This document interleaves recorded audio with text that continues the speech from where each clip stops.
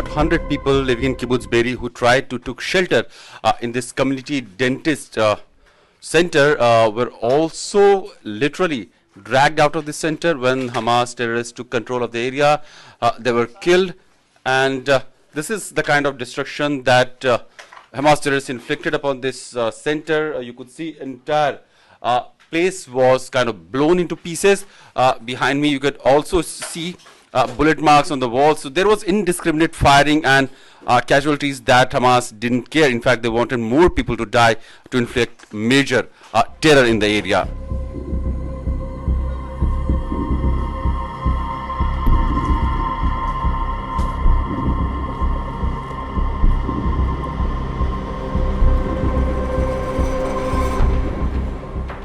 We had a chance to visit the site of atrocities that were committed on 7th of October. I'm standing in Kibbutz Be'eri, which is not very far, about 1.5 and 2 kilometers from Gaza Strip, from where the hundreds of Hamas terrorists invaded Israeli territories and their settlement areas, killing and targeting innocent people, kids, women, elderly, and destroying all the infrastructure that they could lay their hands on. Before the security forces or the personnel from the Israeli side could take control of the situation, a major carnage and the damage was already done. About 100 people were killed, about 70 of terrorists were also tackled, but it took hours before Israeli settlement could be undertook by the Israeli forces. Right now also the area continues to get maximum number of rockets fired from the Hamas locations. Even now, when we were covering this report, we could see sirens going off, and several of the rockets that were fired from the Hamas locations from across the strip, that is from Gaza, were tackled by Iron Dome rockets, that is the protective layer for the Israeli side, and those rockets were tackled in the sky. We will show you those pictures also that we captured on our camera. These are the vehicles and bikes which Hamas terrorists were riding when they intruded in this settlement of Kibbutz Be'eri, which is not far from Gaza, about 2 kilometers. And here was the scene that unfolded in the most bizarre way. I know dozens of people were killed, and after that security forces took control of the situation, but for 10-12 hours it was the total rampage that was going on.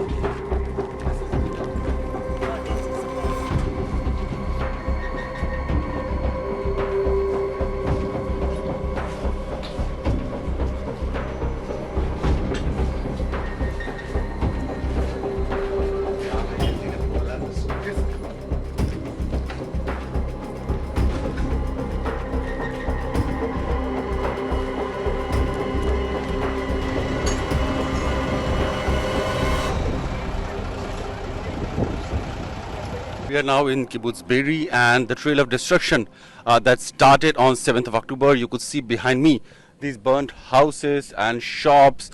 The entire settlement was under the attack of Hamas terrorists, and for hours there was no security personnel who could kind of take control of the situation, and the entire stretch was pretty much under the rampage, under the mayhem of Hamas terrorists, and several dozens of people were killed. There were some really executed, shops burnt, vehicles burnt, and the kind of atrocities that these Hamas terrorists had inflicted upon the people of this small settlement was unimaginable, and people are still trying to grapple up with the kind of atrocities, with the kind of disgusting crime of humanity they had to face on the day of 7th of October. I'm joined by IDF spokesperson. Sir, name? Lieutenant Colonel Amnon Scheffler. Okay. So, Mr. Scheffler, I know we have seen from our eyes it has been very tragically described situation. If you could just give us some detail how it unfolded, what all was the number of casualties that the Israeli side had to suffer. On October 7th morning, Hamas launched this most horrific attack. They had one goal in mind, which is to kill and abduct as many people as they could. And you can see here from these houses that they entered, tied mothers and children and fathers and elderly, their hands behind their back, and killed them, burned their houses with them inside, and kidnapped to the Gaza Strip. Sadly, we have over 1,300 Israelis that have been murdered. We have over 4,000 that are still being treated, some in critical condition, and we have 199 civilians and soldiers that are now being held in Gaza as hostages by this horrific organization. How many people, we are in the kibbutz Be'eri, this is a small settlement, how many people died here, and how many neutralized, the terrorists, how many terrorists were neutralized here? Over 10% of this community was murdered. That is more than 100 people that have been murdered here. The number of terrorists that you encountered or engaged or just was able to kill, or? We encountered hundreds of terrorists. We have killed over 1,000 terrorists here inside Israel and many more that are on the border. And we will continue to fight and stop this terrorist organization. That is what we are now building our army to. We have drafted over 350 reservists that are joining the regular military, that are ready to act in any way that the political echelon will guide us to do. Okay. Lieutenant Colonel, several of the people or the leaders around the world are also criticizing Israel for the, inflicting civilian casualties on the Gaza side as part of its counteroffensive. There are countries like, especially China, has said that the counteroffensive. The Chinese foreign minister has said that this counteroffensive looks like a collective punishment for the Palestinian people. How would you describe it? We stand proudly by our morals and our values of sanctity of life being the most important thing. And we act according to that in ways that can almost not be seen around the world, trying to minimize any kind of civilian damage and harm. And that is why we have guided the people of Gaza to go down south of the Wadi of Gaza in order for them to be safe, because Hamas deliberately puts them in harm's way. This is what Hamas wants. They want as many Palestinians to be killed because they sickly think that they gain from that.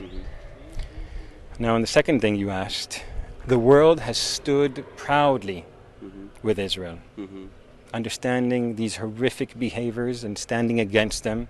And we're proud to see the friends that share our values stand together with us.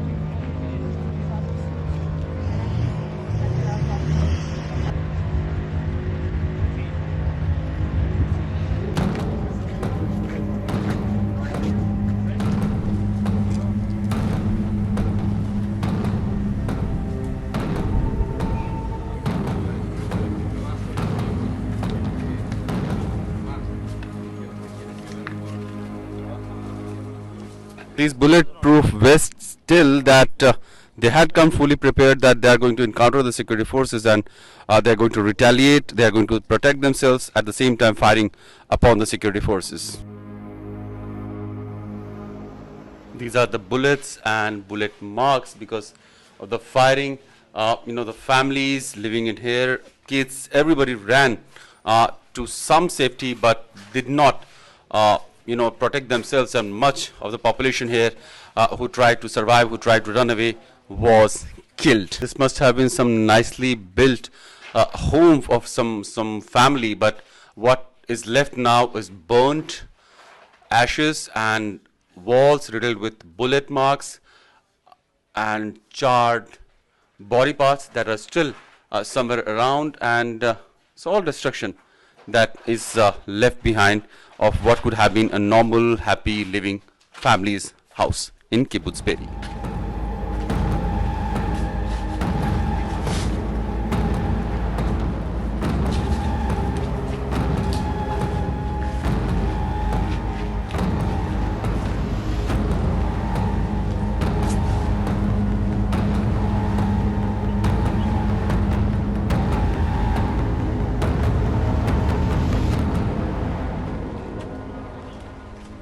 Most of the area has been cleared by the security forces in the last 7 to 8 days, but still there are enough evidences that can tell the story of tragedy, the story of terror that unfolded on the morning of 7th of October in Kibbutz Be'eri.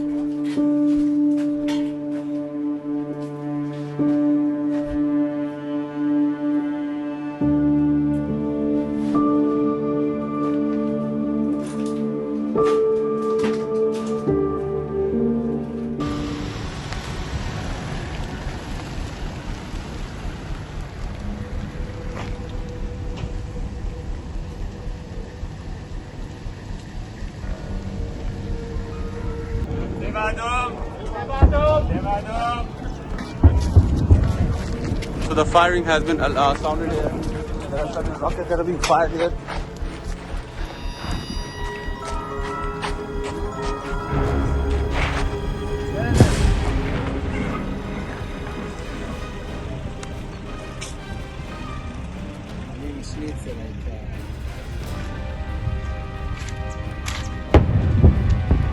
There are still rockets being fired continuously to tackle the upcoming rockets from the Hamas side, I believe.